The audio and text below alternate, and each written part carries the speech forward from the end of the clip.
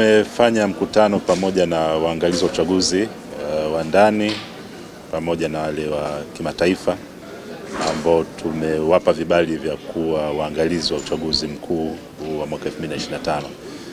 Lengo kubwa la mkutano wa leo ni kuwapa taarifa ya utayari wetu kama Tume ya Uchaguzi ya Zanzibar ya uendeshaji wa uchaguzi mkuu wa mwaka huu.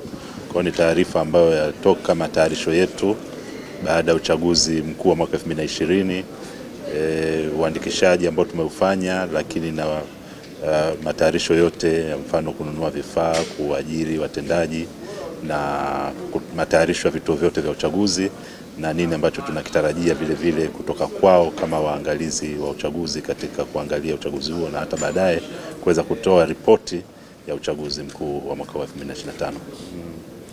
Ya karatasi za kura nakumbuka wote tulikuwepo wakati tumepokea kutoka kwenye kampuni ambayo tulikuwa tumeipa kazi kwa ajili ya kutayarishia, na hivi leo zoezi la kusambaza karatasi za kura katika ofisi zetu za wilaya ndio litakuwa limekamilika, kwa sababu tulianza kwa upande wa Pemba baada ya kuzipeleka na zishapelekwa katika vituo vyote vya ofisi zetu za wilaya, na leo kuanzia asubuhi tulikuwa na zoezi sasa la kusambaza karatasi za kura katika ofisi zetu za wilaya kwa hapa Unguja.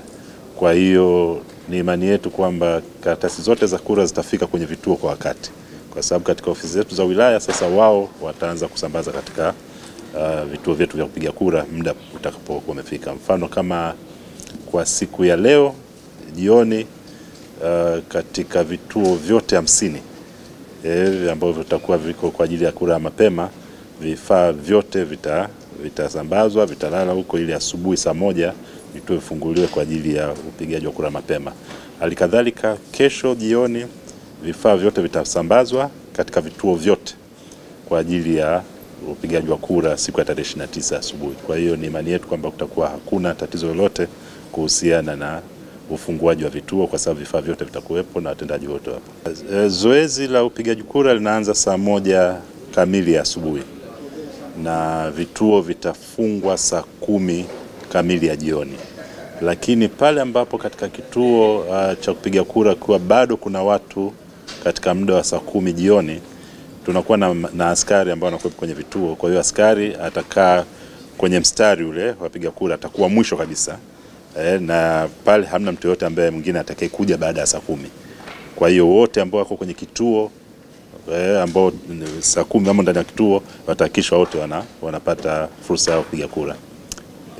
Langu kubwa ni kuendelea kuhamasisha wananchi kwamba ifikapo siku ya tarehe 29 wote wajitokeze kwa amani kabisa kwenda kwenye vituo vya kupiga kura, waweze kupiga kura kwa amani, wanapomaliza waondoke kwa ajili ya kuendelea na shughuli zao.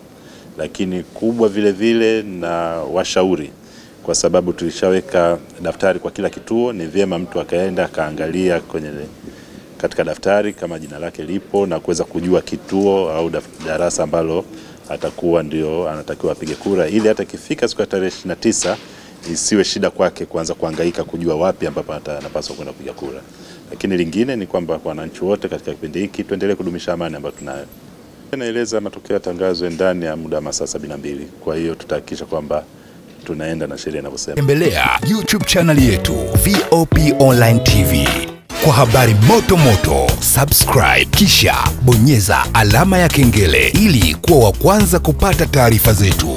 Usisahau kulike, kucomment na kushare. VOP Online TV. VOP Online TV.